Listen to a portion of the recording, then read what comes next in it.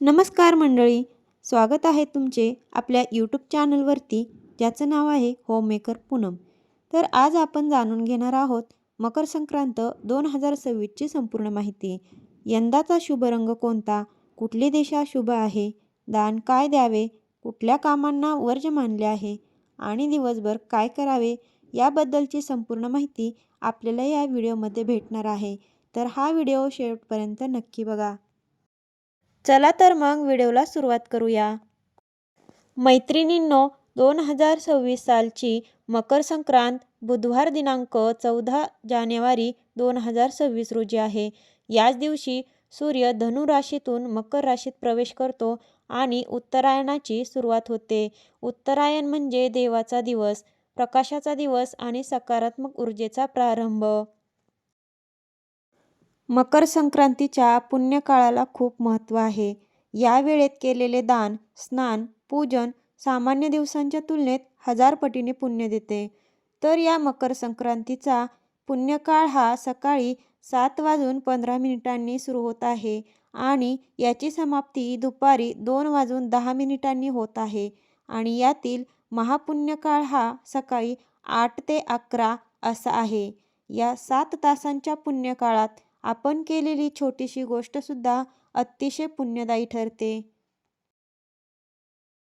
2026 मधील ही संक्रांत अगदी विशेष महत्त्वाची आहे, कारण या दिवशी एकादशी सुद्धा आहे. तब्बल 23 वर्षाने एकादशी आणि संक्रांती एकाच दिवशी आल्या आहेत. त्यामुळे या दिवसाचे महत्त्व अधिक वाढले आहे. शिवाय या दिवशी सर्वार्थसिद्धी योग आणि अमृतसिद्धी योग असे दोन्ही योग जुळून आले आहेत. या योगामध्ये केलेले कुठलेही शुभकार्य, दानधर्म आणि पूजा अर्चना अधिक फलदायी ठरतात आणि अडथळे दूर होतात असे सांगितले जाते. ज्योतिषशास्त्रानुसार दरवर्षी संक्रांत देवीचे वाहन, वस्त्र, दिशा आणि हातातील वस्तू बदलत असतात. त्यावरून वर्षभराचे फळ सांगितले जाते. मग यावर्षी संक्रांत देवीचे वाहन काय असेल, वस्त्र कोणती परिधान केलेली आहेत आणि शुभ अशुभ संकेत काय असतील ते आता आपण पाहून घेऊया. संक्रांत देवीचे स्वरूप पाहायचे झाले तर तिचे वाहन हे वाघ असून उपवाहन हे घोडा आहे. पिवळे वस्त्र तिने परिधान केलेले आहे. हातामध्ये गदा घेतलेली आहे. वयाने ती कुमारिका असून बसलेल्या अवस्थेमध्ये आहे. हातात सुवासिक जाईचे फूल घेतलेले आहे आणि पायास भक्षण करत आहे. तसेच पूर्वेकडून पश्चिमेला जात आहे आणि ईशान्येला पाहत आहे. वार बुधवार असून अनुराधा नक्षत्र आहे आणि गंधद्रव्य कुमकुम आहे. सोबतच चांदीचे भोजनपात्र आहे. संक्रांतीच्या या स्वरूपावरून येणाऱ्या वर्षाचे काही संकेत आपल्याला मिळत असतात. जसे की ही संक्रांत सरकार आणि सरकारी कर्मचाऱ्यांसाठी चांगली राहील. वस्तूंची किंमत सामान्य राहील. लोकांना आरोग्य लाभ मिळेल. ज्योतिषशास्त्रानुसार संक्रांतीच्या दिवशी देवीने ज्या रंगाची वस्त्रे, आभूषणे किंवा खाद्यपदार्थ धारण केले असतील त्या संबंधित वस्तूंच्या किमतीवर वर्षभर परिणाम होऊ शकतो. यावर्षी देवीने पिवळ्या रंगाचे वस्त्र परिधान केले आहे, त्यामुळे पिवळ्या रंगाचे कपडे किंवा आभूषणे परिधान करू नये. शिवाय देवी पायस भक्षण करीत असल्याने दुग्धजन्य पदार्थांवरती काही प्रमाणात परिणाम होऊ शकतो किंवा या दिवशी दुग्धजन्य पदार्थ टाळावे असे सांगितले जाते. मकर संक्रांतीच्या दिवशी काय करावे, काय करू नये, कुठली शुभ कार्य करावी हे आता आपण पाहणार आहोत. संक्रांती हा पुण्यसंचयाचा दिवस मानला जातो. या दिवशी काही गोष्टी नक्की कराव्यात. या दिवशी नद्यांमध्ये स्नान करणे अतिशय पवित्र मानले जाते. संक्रांती दिवशी सूर्योदयापूर्वी पवित्र स्नान करावे, सूर्यनारायणाला अर्घ्य अर्पण करावे आणि सूर्यपूजा आणि उपासना करावी. या दिवशी केलेले जपताप हे अतिशय फलदायी ठरतात.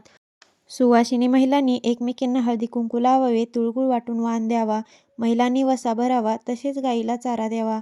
गाईला या दिवशी गवत खाऊ घालणे पुण्याचे मानले जाते. मकर संक्रांती दिवशी दानधर्म करण्याला विशेष महत्त्व आहे. या दिवशी दानधर्म केल्याने पापांचा क्षय होतो. शिवाय यामुळे धनामध्ये वृद्धी होते आणि आरोग्यास लाभ होतो.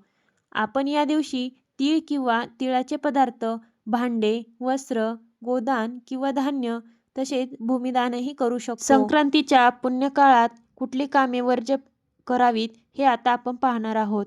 या संक्रांतीच्या काळात दात घासणे, कठोर बोलणे, गाई म्हशींची धार काढणे, कामविषयक सेवन करणे ही कामे टाळावीत.